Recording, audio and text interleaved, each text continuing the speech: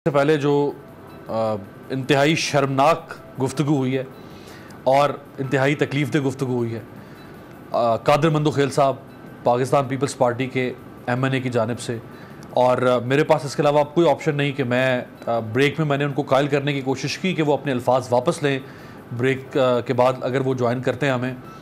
जो उन्होंने 2-3 ऐसे अल्फाज इस्तेमाल किए वज़ीर-ए-आज़म के बारे में और PTI के MNAs और पार्लियामेंटेरियंस के बारे में, जो किसी तौर पर भी आप उन अल्फाज को नेशनल TV पर तो दरकिनार आप उन अल्फाज को निजी गुफ्तगू के अंदर भी बर्दाश्त नहीं कर सकते हैं, लेकिन वो अपनी बात पर कायम है, वो उन अल्फाज को वापस देने को तैयार नहीं।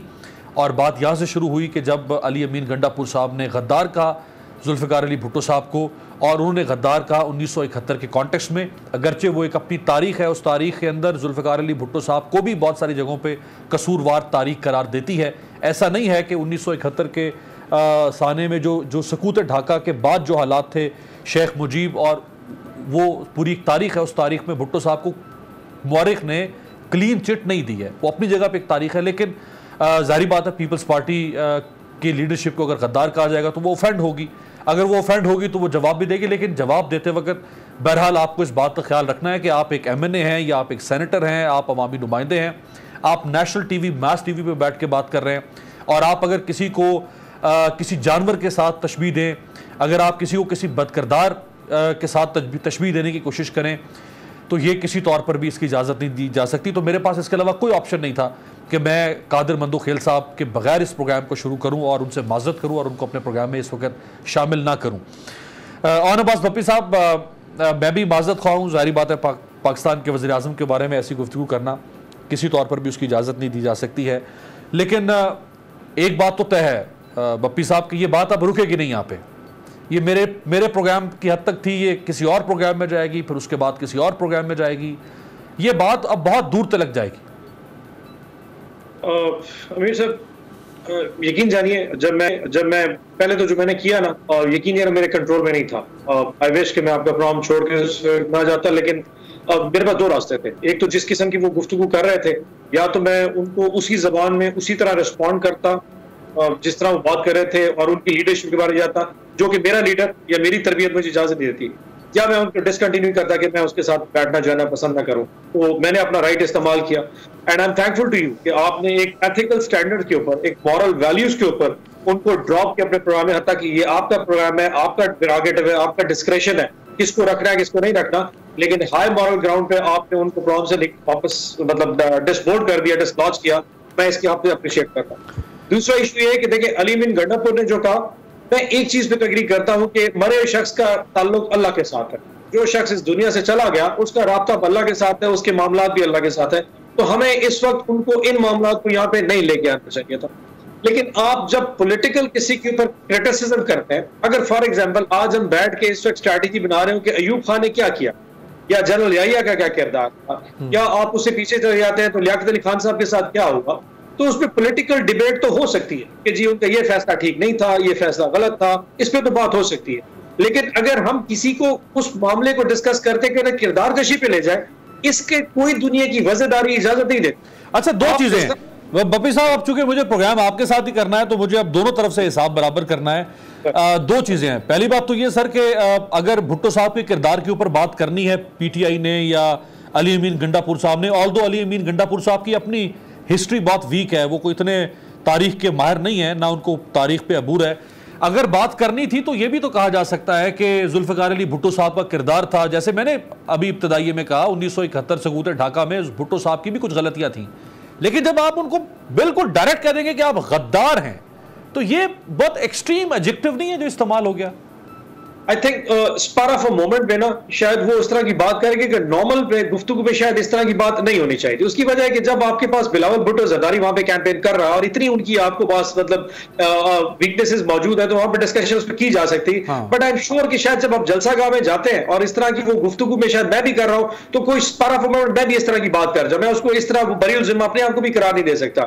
इंसान के जज्बात होते हैं, वो बाज़ ये होता है, मैंने शुरू में कहा मैं किसी भी तौर पर जस्टिफिकेशन क्रिएट नहीं कर रहा, बट अगर फॉर एग्जाम्पल अगर आप अफगान के लीडर को या मेरे लीडर कहेंगे जी गद्दार है, जी ये गद्दार है और कश्मीर का सौदा कर दिया, अब कोई इसके आगे पीछे नहीं है तो अचानक मुझे फील होगा कि यार इट इज माय राइट कि इन्होंने, क्योंकि मेरे लीडर गद्दार का है तो मैं इनके लीडर को गद्दार कहूंगा क्योंकि इनके साथ फलानी चीज अटैच है।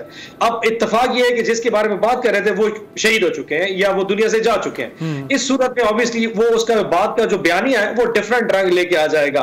सो आई एम श्योर उसके बहुत सारे नैरेटिव बनाए जा सकते हैं, बट किसी तौर पे ये मुनासिब शायद ना होता।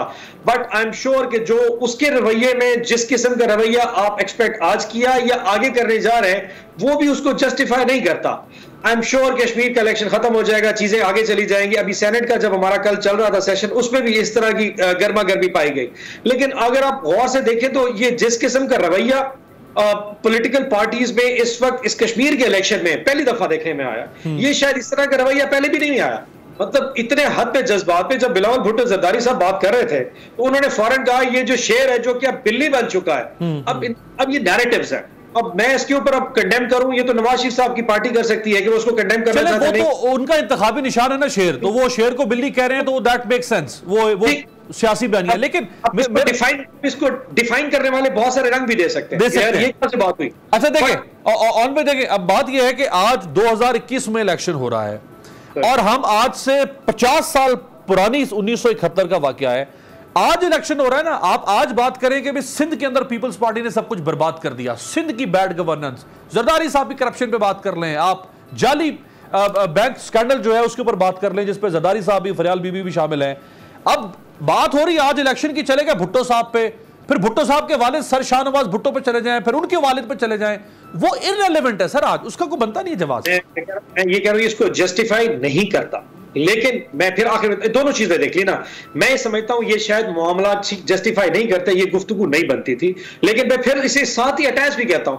अब फॉर एग्जांपल कल वो परसों चनारी जा रहे थे, अब चनारी कोई हमारा जो पाकिस्तान का कश्मीर है उससे कोई बाहर नहीं है, उसकी सिर्फ नैरेटिव ये है कि राजा फारूक हैदर का हल्का है। अब पत्थर उन्होंने किसी ने पत्थर मारे और साथ एक किसी ने गोली फायर की जो कि मुराद सईद साहब की गाड़ी में लग गया। अब शिद्दत जज्बात हर किसी के बढ़ते हैं, तो उसके बाद तो जलसे में जाके गुफ्तगू होगी, वो उस फायरिंग उस पत्थर से अटैच होकर चलेगी, फिर उसमें वो जो पैरामीटर्स हैं, जो अखलाकियात हैं, जो एथिकल स्टैंडर्ड्स हैं, वो फिर वहां से निकलना शुरू होंगे। लेकिन फिर भी ये जस्टिफिकेशन बनती नहीं है जब हमारे पास इतना बड़ा ग्राउंड है कि बिलावल भुट्टो में बहुत सारे फ्लॉज हैं, उनकी गवर्नेंस के फ्लॉज हैं, सिंध के इश्यूज हैं। आई एग्री विद यू, हम उस पर स्टिक रहते तो बेहतर था, लेकिन ऑन द अदर साइड अगर उसको रिस्पॉन्ड इस तरह किया जाएगा जिस तरह के ऑनरेबल मेंबर ने अभी किया, वो भी उसकी जस्टिफिकेशन नहीं बन पाती, क्योंकि फिर अगर हम इखलाकियात की किताबें खोलेंगे तो वो तो बहुत डीप है, वो तो बहुत डर्टी हो जाएगा, and there is no end to it. I mean फिर तो आप सदियों पीछे जाना शुरू कर दें।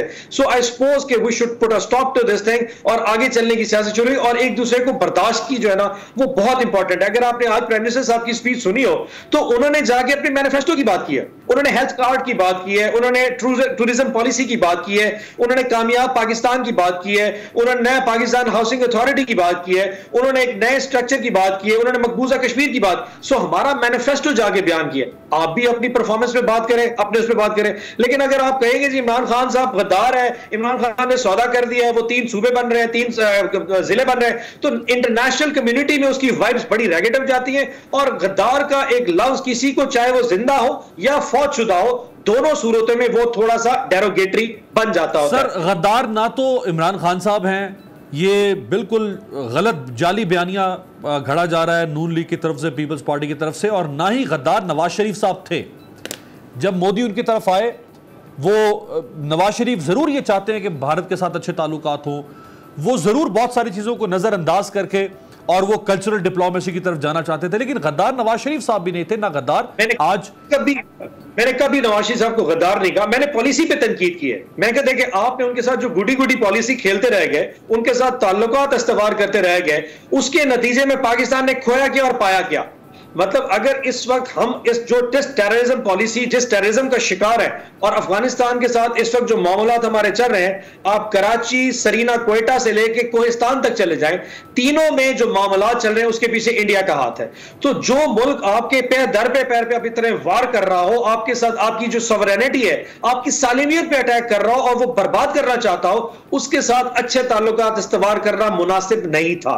मेरा इस पे तनकीद तो बनती है। हाँ, इसके साथ अगर मैं सिर्फ गद्दारी का सर्टिफिकेट अपनी तरफ से अटैच कर दूं, ये बहुत बड़ी ज्यादती होगी, क्योंकि गद्दार कोई नहीं हो सकता। आपकी पॉलिसी के ऊपर तनकीद तो की जा सकती है। भाई हमें याद है 2015 में जब मोदी पाकिस्तान आया था, उसके बाद जो पूरा एक पीटीआई का बयानिया था, वो बयानिया तकरीबन यही था कि नवाज शरीफ जो है वो तो मोदी के यार हैं, और नवाज शरीफ की इत्तेफाक शुगर मिल जो है, रमजान शुगर मिल जो है, आपकी बात मारा था जी, वो भी शामिल थे। वो बिलावल साहब कहते होते थे कि मोदी का यार नवाज शरीफ साहब को पीटी, वो बिलावल जरदारी साहब का नैरेटिव था। हमारा पॉइंट ये था कि आप इस पॉलिसी से कुछ ले नहीं सकते। हिंदुस्तान कभी हमारा दोस्त नहीं बन सकता, तो आप पाकिस्तान की पॉलिसी को अपनी जाती ताल्लुक दोस्ती की वजह से उस पॉलिसी को नरम मत कीजिए। कश्मीर के जो मामलात हैं वो दोस्ती यारी इनके साथ नहीं हो सकते। किसी भी मामले सर, आपकी पार्टी भी जिस वक्त ये मोदी वाला सारा सिनेरियो चल रहा था, आपकी पार्टी भी रमजान शुगर मिल के हवाले से कहा करती थी कि रमजान शुगर मिल में इंडियन इंजीनियर्स आके और रॉ के लोग आके बैठ के वहां पे काम कर रहे हैं और पाकिस्तान के खिलाफ साजिश कर रहे हैं नवाज शरीफ के साथ मिलकर। वो भी सर, वो भी सियासत थी जो आप कर रहे थे। जाती राय में इस तरह की स्टेटमेंट दी हो तो पता नहीं, लेकिन प्राइम मिनिस्टर इमरान खान या उनके किसी स्पोक्स पर्सन ने ऑफिशियल स्टेटमेंट नहीं दी। हमें एतराज क्या था कि जब जंदाल गया था मरी, हमें उस पर एतराज था कि आप किसी भी इंडियन शहरी को पाकिस्तान में मूव करने के लिए एनओसी चाहिए। वो ये नहीं हो सकता कि वो लाहौर अपनी मर्जी से जाए और फिर इस्लामाबाद से मरी चला जाए। जैसे कि मैं जाऊं तो मैं दिल्ली जाऊंगा, दिल्ली से मुंबई नहीं जा सकता, मुझे हर शहर का एक एनओसी चाहिए होता है। तो जंदाल के पास एनओसी मरी जाने का नहीं था, तो उस पर हम लोगों ने एतराज किया था कि देखें, आपके पर्सनल ताल्लुकात और कारोबार अगर किसी शख्स के साथ है तो वो पाकिस्तान की सोवरेनिटी को कुर्बान करके नहीं जा सकते।